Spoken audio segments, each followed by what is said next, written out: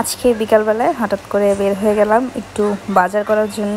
আমি জায়ান এবং জায়ানের বাবা বাসের জন্য ওয়েট করছি বাস ফার্মাতায়।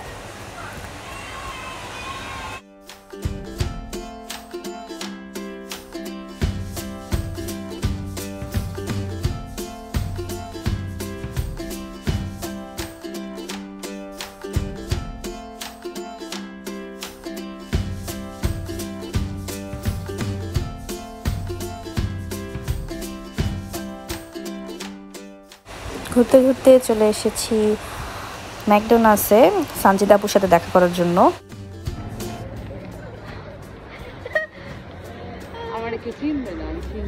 চেঞ্জ হয়ে গিয়েছে, হ্যাঁ সেজন্য চিনবে না, সমস্যা নাই। আমি পুরি লাগে এখন আমার। হ্যাঁ এখন ভয়েস ওভার দিয়ে তোমাকে চিনাই দিব। আচ্ছা ওনাকে চিনেন সবাই? না। হ্যাঁ উনি হচ্ছে আমাদের সুপরিচিত ব্লগার। না ব্লগার নাই, তাহলে কি বিজনেসম্যান, ওম্যান। ওকে, সবার যত স্বর্ণ গয়না ড্রেস লাগবে ডিজাইনার আউটলেটের সাথে যোগাযোগ করবে। টাটা। এটা সাথী নাগ, বিউ একটা আইসক্রিম জানো? এটা সাথী নাগ। বিউ নাচ যেমন খুবই ভালো।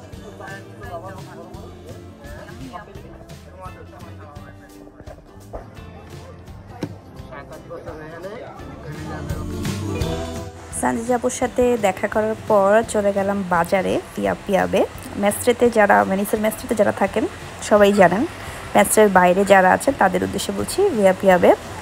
সো এখানে এসে দেখি একটা অনেক ফেস্তা হচ্ছে, মানে মেলার মতো হচ্ছে, সার্কাস দেখাচ্ছে, গান হচ্ছে, বিভিন্ন ধরনের জামা কাপড় স্টল বসেছে।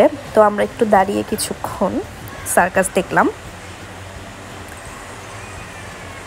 দেখেন বিভিন্ন স্টল বসেছে, খাবার দাবার, জুতা। আমরা জানতাম না আসলে এই রোডটার মধ্যে ফেস্তা হচ্ছিল। এটা পুরো মেইন রোডটা ব্লক করে, আর মেইন রোডের উপরেই ফেস্তাটা হচ্ছে মূলত। সামনের দিকে একটু গেলাম, যাওয়ার পরে এখানে বাংকারগুলো, মানে আমাদের এখানে স্টলগুলোকে বাংকার বলে। যারা ইতালির বাইরে থেকে দেখছে তাদের জন্য বলছি। হেঁটে হেঁটে পুরো যে মেলাটা বসেছে সেই মেলাটা দেখার চেষ্টা করছি। যে দেখেন এখানে অনেক পিকেলস, আচার রাখা, বিভিন্ন ধরনের ড্রাই ফ্রুটস। এবার সামনে যাওয়ার পরে দেখলাম একটা ছোট্ট স্টেজ মতো আছে, এখানে গান বাজছিল এবং যথারীতি আমার পুচকুটা ডান্স করা শুরু করে দিয়েছে রাস্তার মাঝখানেই। তো ডান্স একটু আমরা দাঁড়াইলাম যাতে ও একটু ডান্স করে। ওর ডান্স দেখে স্টেজে যিনি ভদ্রমহিলা ছিলেন ওকে ডেকে নিয়ে গেল স্টেজের উপরে ওঠার জন্য।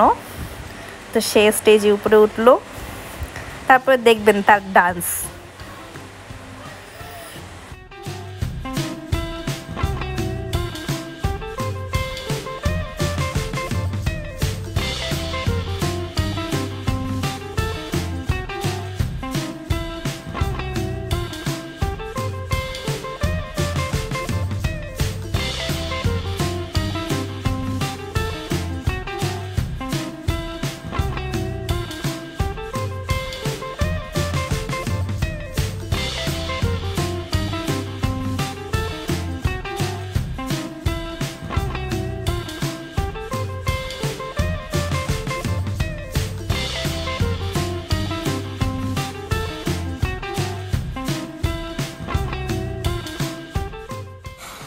দেখতে দেখতে আজকের ব্লগের শেষ পর্যায়ে চলে এসেছি। সবাই ভালো থাকবেন, সুস্থ থাকবেন। আল্লাহ হাফেজ।